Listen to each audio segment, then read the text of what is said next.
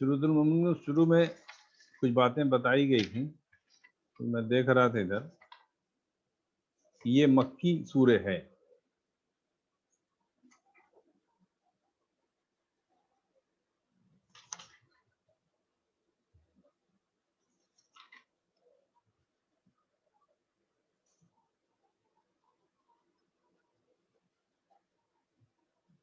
کہتے ہیں یہ سورہ مومنون جو ہے یہ سورہ حج کی سپلیمنٹری ہے، یہ اسی کا ایک پارٹ معلوم ہوتی ہے۔ کہتے ہیں یہ سورہ حج کی مثنیٰ ہے۔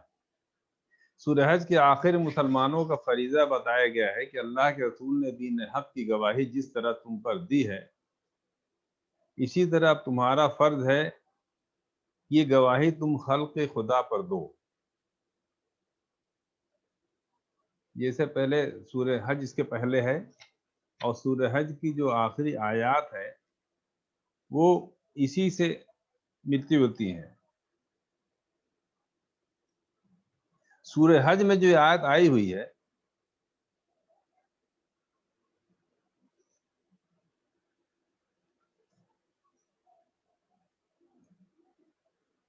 وہ جاہدوا فی اللہ حق جہادہ هو اجتباکم وما جعل علیکم فی الدین من حرج ملت ابیکم ابراہیم هو سماکم المسلمین۔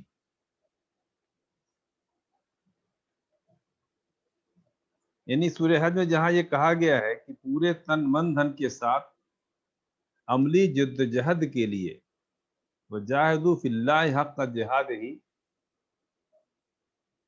جو حق ہے اللہ کے راستے میں محنت کرنے کا اس حق کو ادا کرو۔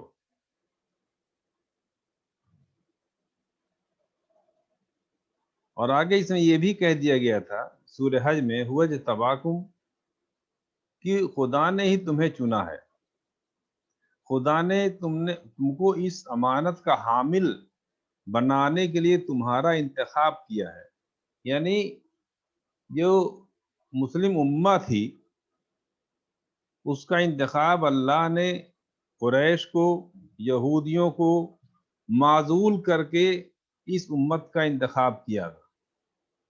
تو اس امت کی لاج رکھو اور اس قوم کی امامت کے اس منصب کی ذمہ داریوں کو پورے عزم کے ساتھ سنبھالو۔ یہ بات سورہ حج میں آ چکی تھی،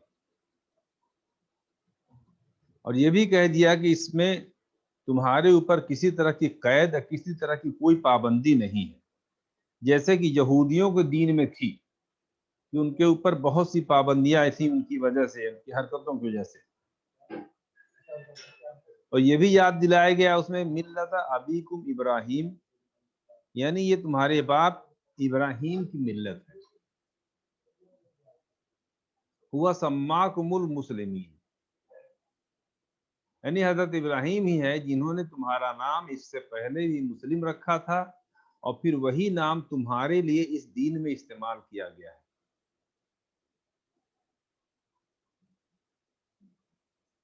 لِتَكُونَ الرَّسُولُ شَهِيدًا عَلَيْكُمْ وَتَكُونُوا شُهَدَاءَ عَلَى النَّاسِ۔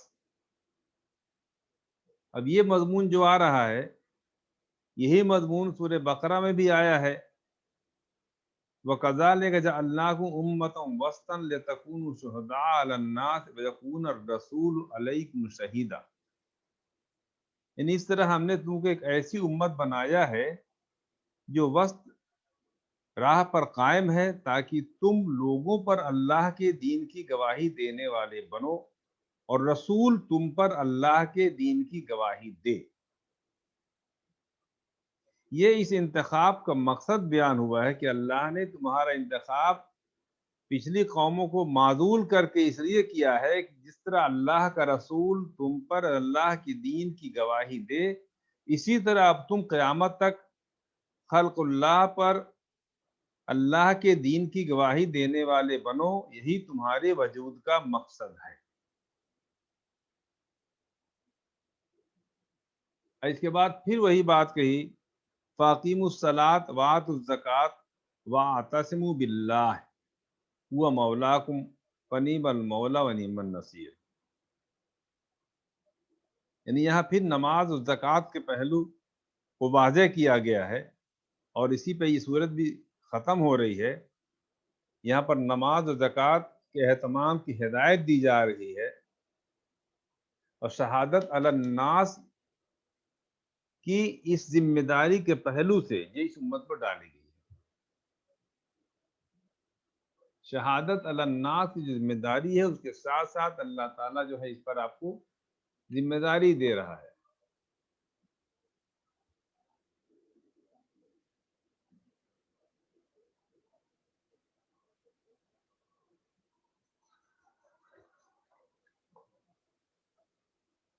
وَاعْتَصِمُوا بِاللَّهِ، اس کے پہلے سورہ آل عمران میں شاید یہ آیت آئی ہے وَاعْتَصِمُوا بِحَبْلِ اللَّهِ جَمِيعًا، یہاں پر سورہ حج میں بھی کہہ دیا وَاعْتَصِمُوا بِاللَّهِ۔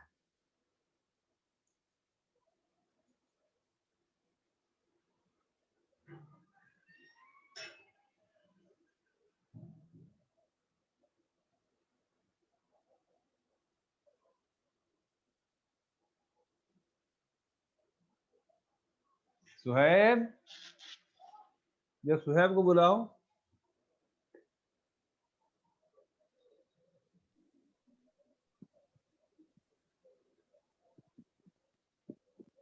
ہاں ہیلو، یہ دیکھو یہ ڈسٹرب کر رہا کیا ہے؟ چل رہا ہے صحیح۔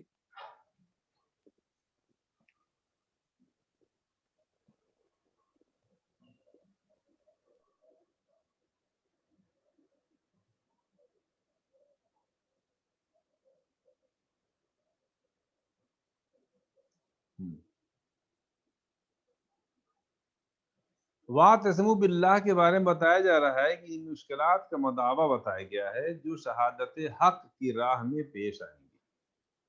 یعنی شہادت علی الناس کی جو ذمہ داری ڈالی گئی ہے، اس ذمہ داری کو پورا کرنے میں جو مشکلات پیش آئیں گی، اس کے لیے کہہ دیا گیا کہ وَاعْتَصِمُوا بِاللَّهِ، یعنی اللہ کی جو ہے سورہ آل عمران میں کہ اللہ کی رسی کو مضبوطی سے پکڑ لو۔ یہاں کہ وَاعْتَصِمُوا بِاللَّهِ، اللہ کو مضبوطی سے پکڑ لو، پورے عزم کے ساتھ اپنے موقف پر ڈٹے رہو، اپنے رب کو یاد رکھو، اس کی کتاب کو مضبوطی کے ساتھ پکڑے رہو، اور اس کی مدد پر پورا بھروسہ رکھو، کیونکہ وہی بہترین مددگار ہے۔ یہاں پر یہ سورہ ختم ہوتی ہے، اور پھر جب سورہ مومنون شروع ہوتی ہے تو اسی سے بالکل منسلک یہ سورہ ہے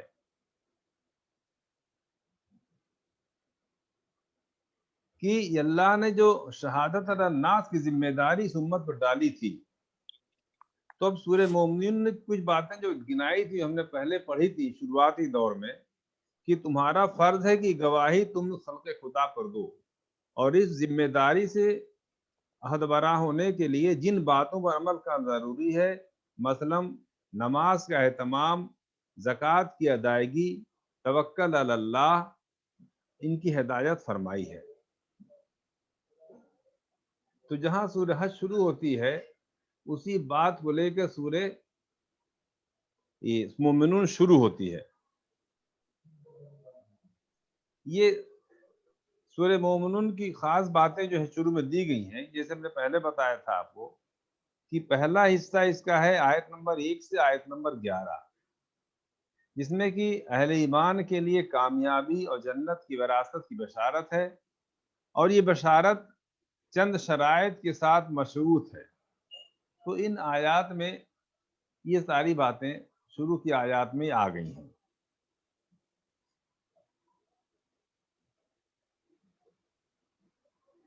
اور اس کے بعد آیت نمبر 12 سے جو ہے، اس میں اللہ تعالیٰ کی حکمت کی جو نشانیاں ہیں، اور انسان کو موت کے بعد دوبارہ اٹھائے جانے پر استدلال دیا گیا ہے، اس کائنات میں خدا کی پروردگاری کے جو آثار ہیں، ان سے جزا و سزا کے لازم ہونے کی دلیل دی گئی ہے۔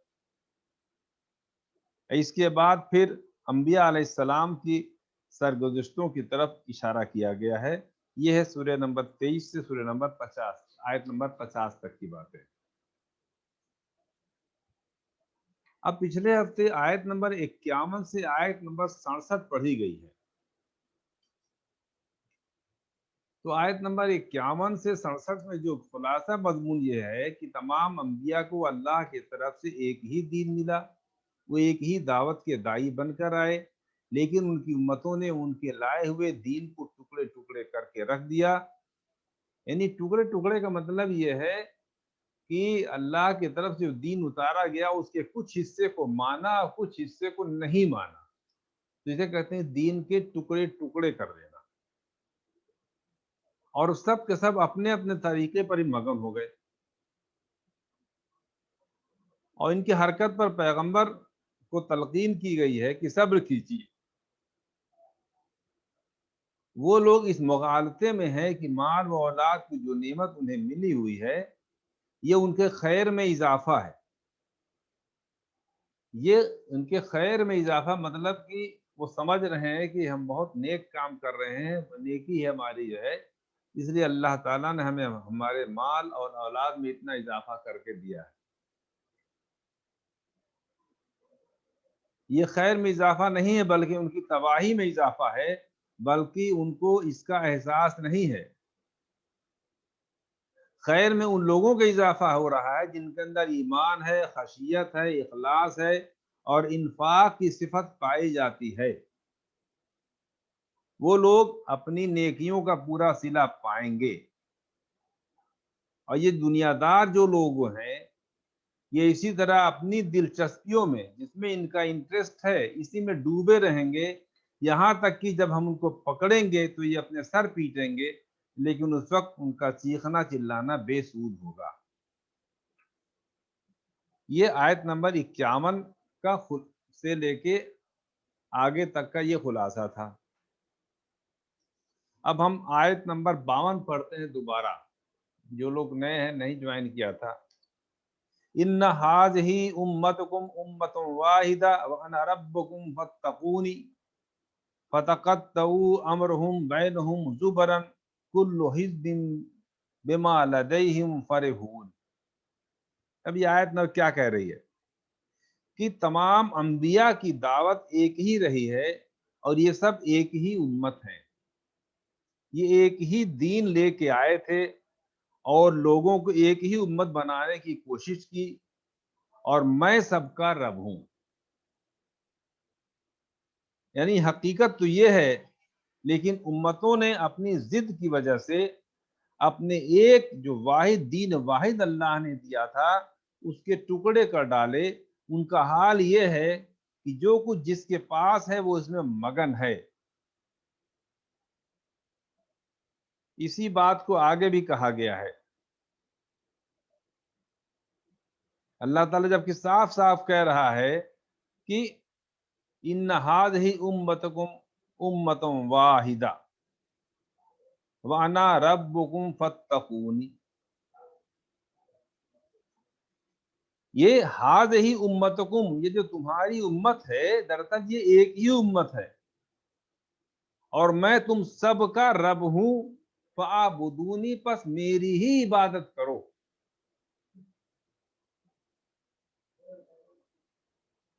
اور لیکن ان لوگوں نے کیا کیا؟ انہوں نے اپنے درمیان اپنے دین کے ٹکڑے ٹکڑے کر لیا۔ یہ مضمون پچھلی بار بھی دہرایا گیا تھا، یہ چونکہ اتنا امپورٹنٹ مضمون ہے تو میں بار بار دہراتا چاہتا ہوں کہ سورہ بقرہ میں بھی یہ مضمون آیا تھا۔ اب قرآن کا موقف کو سمجھنا ضروری ہے۔ کسی آدمی کو اپنے موقف پر ڈٹے رہنے کی جو بات بتائی گئی ہے اس کے لیے ضروری ہے کہ وہ اپنے موقف کو سمجھے بھی، اپنے کنسپٹ کو اچھی طرح سے ذہن نشین بھی رکھے۔ قرآن کیا کنسپٹ دے رہا ہے کہ دنیا میں خدا کے جو نبی اور جو رسول آئے وہ الگ الگ دین کی دعوت لے کر نہیں آئے تھے، انہوں نے الگ الگ امت کی بنیاد نہیں ڈالی تھی، بلکہ قرآن کا دعویٰ ہے کہ ہر نبی نے ایک ہی امت کے قائم کرنے کی کوشش کی۔ جب قوموں نے اس دین میں بگاڑ پیدا کیا تو اللہ نے اس بگاڑ کی اصلاح کے لیے دوسرے نبی بھیجے، دوسرے رسول بھیجے۔ ان نبیوں اور رسولوں نے اصل دین سے الگ کوئی چیز پیش نہیں کی، بلکہ صرف اصل دین کو قائم کرنے پر ہی اپنا سارا وقت لگایا، اپنی ساری محنت لگائی۔ اور اسی جو اللہ کا جو ایک دین تھا، انبیاء کا جو سلسلہ تھا، اسی سلسلے کی ایک کڑی کہ آخر میں یہ قرآن اللہ نے اتارا ہے۔ اس نے اصل دین کو، جس کی دعوت آدم اور نوح سے لے کر حضرت مسیح تک ہر نبی نے دی تھی، اسی دین کو مکمل نکھار کر کے اس کی اصلی صورت میں قرآن نے ہمیں پیش کیا ہے، ہمارے سامنے قرآن میں اللہ نے رکھ دیا ہے۔ اپنی اس حقیقت کے اعتبار سے تمام ملتوں اور قوموں کا اصل دین یہی ہے۔ یہ ہے موقف، یہ ہے کانسیپٹ جو قرآن ہمیں دیتا ہے۔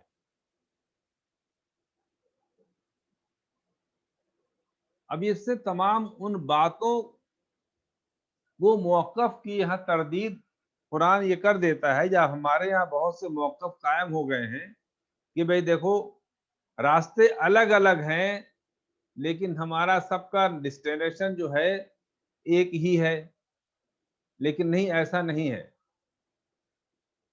ہر نبی نے ایک ہی راستہ دکھایا ہے،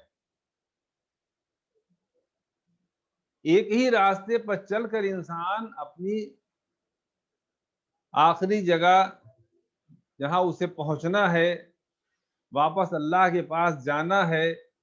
انسان کے اندر اللہ نے جو روح ڈالی ہے، اس کو جب اللہ واپس لے گا، یہ روح پھر وہیں واپس جانی ہے جہاں سے آئی تھی۔ تو انسان کی زندگی کے لیے اللہ نے کوئی الگ الگ راستے نہیں بتائے تھے، سب کا راستہ صرف ایک ہی تھا۔ لوگوں نے اس کے ٹکڑے کر ڈالے، نئے نئے دین ایجاد کر لیے، اور ایسا آپ جانتے ہیں کہ یہ ایک بات ہم نے بتائی کہ بھائی بار بار لوگ کہتے ہیں بھائی سب دین میں اچھی بات ہے، سب کے بس راستہ الگ ہے اور ڈیسٹینیشن جو ہے پہنچنا ایک ہی جگہ ہے، ایسا نہیں ہے۔ جب ہم اطیع اللہ و اطیع الرسول کی بات کرتے ہیں تو ہمیں ہدایت اسی راستہ ہمارا وہی ہوگا جو رسول بتائے گا۔ راستے الگ الگ نہیں ہو سکتے، ہم اپنی مرضی سے کوئی راستہ نیا نہیں بنا سکتے، کیونکہ قرآن کہتا اطیع اللہ و اطیع الرسول، من یطیع الرسول فقد اطاع اللہ۔ تو جو رسول آئے ہیں ان کی اطاعت پھر فرض کر دی گئی کہ آپ کو راستہ وہی اپنانا ہے جو رسولوں نے آپ کو دیا ہے، کوئی نیا راستہ آپ نہیں بنا سکتے اور یہ کہہ سکتے کہ بھائی مقصد تو جہاں پہنچنا ہے اس کے لیے سارے راستے ایک ہی جیسے ہیں۔ تو یہاں سے بھی یہ نبوت کو بھیجنے کا مقصد بھی اللہ نے بیان کر دیا، اور یہ پورا کنسپٹ ہم اپنے ذہن میں بیٹھا لینا ہے کہ ان تمام بات کو دیکھنے کے اعتبار سے تمام ملت، تمام قوم کا اصل دین یہی ہے، لیکن مختلف قوموں نے مختلف تنگ نظری کے سبب اس کی مخالفت کی ہے، اور اب جن کے پاس جو کچھ بچا ہوا ہے، چاہے وہ کتنا ہو ناتمام ہو، وہ گروپ اسی پر اڑا ہوا ہے، اسی میں مگن ہے۔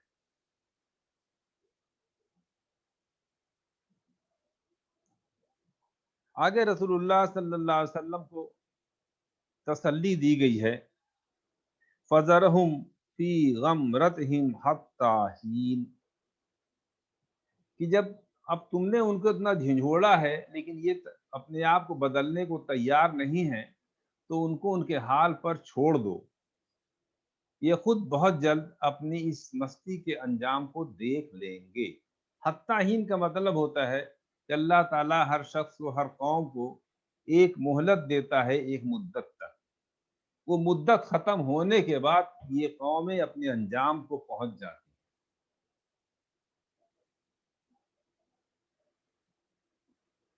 اب پھر قرآن کہہ رہا ہے کہ ان لوگوں نے امید کیا کر رکھی ہے، اَيَحْسَبُونَ أَنَّمَا نُمِدُّهُم بِهِ مِن مَّالٍ وَبَنِينَ، ان کی وجہ کیا ہے، انہوں نے گمان کیا رکھا ہے کہ ہم نے ان کو دنیا کی جو خوشحالی دی ہے، یہ جو ان کی خوشحالیاں ہیں، یہ ان کو جاگنے نہیں دے رہی۔ وہ سمجھتے ہیں کہ جو عیش ان کو حاصل ہے ان کی زندگی کے کامیاب ہونے کی دلیل ہے، اور یہ ہمیشہ اس میں برابر ہی اضافہ ہوتا رہے گا۔ اسی وجہ سے کسی ڈرانے والے کے ڈرانے سے ڈرتے نہیں ہیں۔ فرمایا جا رہا ہے کہ اگر وہ یہ سمجھ بیٹھے ہیں، یہ بہت غلط سمجھ بیٹھے ہیں۔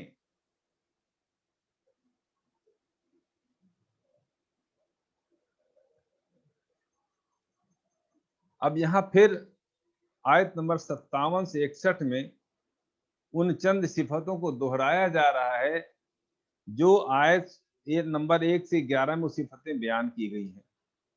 ان الذین هم من خشیت ربهم مشفقون والذین هم بآیات ربهم یؤمنون، جس کا ہم لفظی ترجمہ بھی کرتے جائیں تاکہ آپ ایک لائن سے اسے سنتے رہیں۔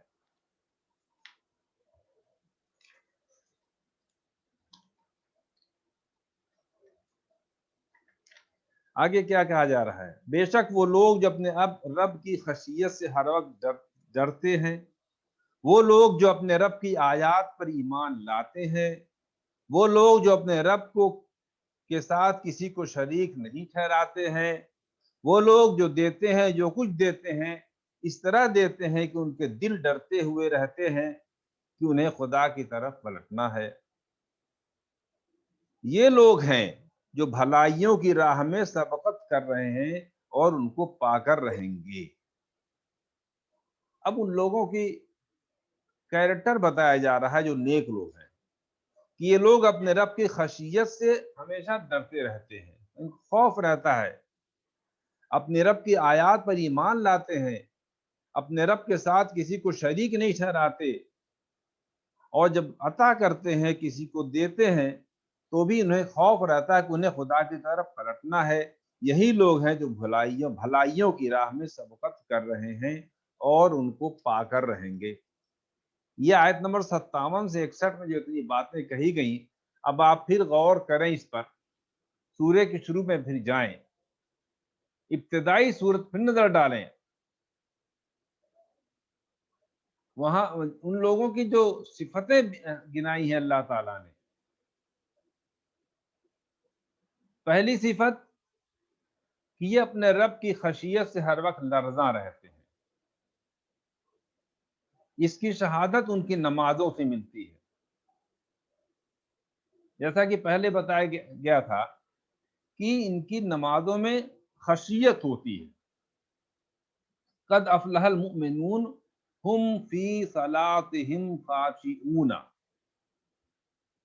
کہ یہ بات ظاہر ہوتی ہے کہ ان کی نمازوں میں اللہ کا خوف ہوتا ہے، فروتنی ہوتی ہے۔ دوسری صفت ہم بآیات ربہم یؤمنون، یہ کون سے لوگ ہیں؟ جب اللہ کے رسول ان کو اللہ کی آیات سناتا ہے تو اس پر ایمان لے آتے ہیں، اس کی تصدیق کرتے ہیں۔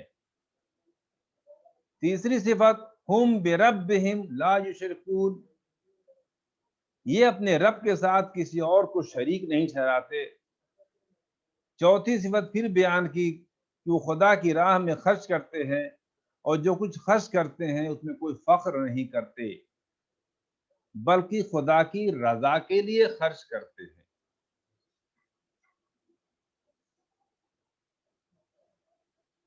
انہم الی ربہم راجعون، یعنی یہی لوگ جو ہیں اپنے رب کی طرف پلٹنے والے ہیں، بے شک یہی لوگ اپنے رب کے پاس پلٹ کے جانے والے ہیں۔ اولئک یسارعون فی الخیرات، یہی لوگ نیک کاموں میں سبقت لینے والے ہیں، سرعت ہے بلکہ جلدی کرنے والے ہیں۔ اولئک یسارعون فی الخیرات وہم لہا سابقون، یعنی یہ وہ لوگ ہیں جو بھلائیوں اور کامیابوں کی راہ میں سبقت کر رہے ہیں، وہم لہا سابقون، اور یہی نیکیوں کے ثمرات یہ پا کر کے رہیں گے، یعنی یہ وہ لوگ ہیں جو اپنی نیکیوں کا بدلہ پائیں گے۔ ان کے مقابلے میں وہ لوگ جو اللہ کے پھندے میں پھنستے جا رہے ہیں، جن کو اللہ نے مال اور دولت دیا ہے، وہ سمجھتے ہیں ان کی نیکی کی علامت ہے، اس اپنی فتوحات کو سمجھتے ہیں کہ یہ ان کی علامت کے بڑے نیک ہیں یہ لوگ، لیکن یہاں ان کا انکار کیا گیا ہے کہ دراصل جو نیک لوگ ہیں ان کے اندر یہ خصلت پائی جاتی ہے جو یہاں بتائی جا رہی ہے۔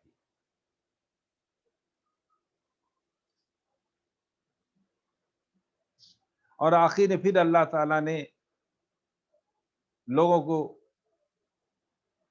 ایک تسلی دی ہے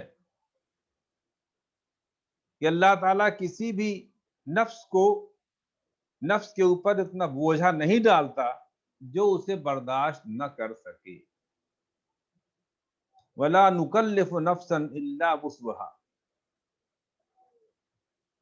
یعنی ہر چند جو باتیں بتائی گئی ہیں، نمازیں ادا کرنا، زکوٰۃ ادا کرنا، نیک کام میں سرعت کرنا، اللہ کی رضا کے لیے لوگوں پر خرچ کرنا، یہ جتنی باتیں بتائی گئی ہیں، کہا گیا یہ ہے مشکل کام، یہ تو ہیں چیزیں مشکل کی، لیکن کیا ہے، یہ جو مشکلات آ رہی ہیں تو اللہ تعالیٰ کہہ رہا ہے کہ نہیں یہ سخت امتحان ہے، لیکن اطمینان رکھیں کہ ہم اپنی راہ میں مسابقت کرنے والوں کو کسی ایسے امتحان میں نہیں ڈالتے جو ان کی طاقت سے زیادہ ہو۔ اب یہ اللہ تعالیٰ بہت صاف کہہ رہا ہے کہ ہم کسی کو اس کی وسعت سے، اس کی کیپیسٹی سے زیادہ امتحان میں نہیں ڈالتے، جو ان کی طاقت سے زیادہ ہو، اور یہ اطمینان بھی رکھیں کہ وہ ہماری راہ میں جو مشقت جھیلیں گے وہ ہمارے پاس درج ہوتی ہے، اور اللہ تعالیٰ ان کے اعمال کے دن ہر ایک کے تمام اعمال کا پورا پورا ریکارڈ پیش۔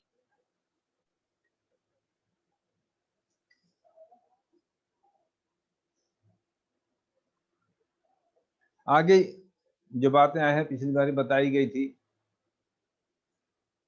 یعنی پھر آگے قیامت کے دن جو لوگ روئیں گے، گڑگڑائیں گے، اس دن اللہ کی طرف سے جواب دیا جائے گا کہ اب رونے گڑگڑانے کا موقع ختم ہو گیا ہے۔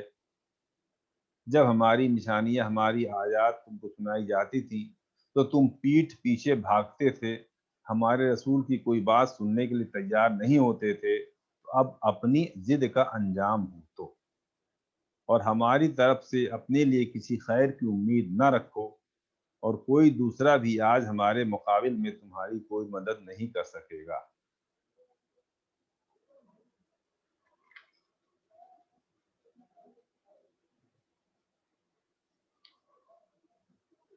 یہ جو آیتیں پیش کی گئی ہیں، اس میں جو قرآن کا موقف بیان ہوا ہے، یہ کئی بار ہم نے بیان بھی کیا ہے، ان رائٹنگ بھی اس پر بھی لکھی ہے، جس کو ڈالا گیا ہے۔ تو سب سے بڑی بات یہ ہے کہ موقف ہمارا کیا ہونا چاہیے، قرآن کا موقف کیا ہے، ایک مسلمان کا موقف کیا ہونا چاہیے۔ یہ جو موجود ہیں یہ لوگ آن لائن جو باتیں سن رہے ہیں، اب اس بات کو یہ اگر اپنی زبان میں ادا کریں، یہ کہ اللہ تعالیٰ نے جو موقف بیان کیا ہے، تو یہ بہتر ہوگا کہ یہ بات ذہن میں بیٹھ جائے۔ اس میں جو لوگ شامل ہیں ان سے یہ ہے کہ لوگ انمیوٹ کر لیں اور یہ باتیں سامنے رکھیں.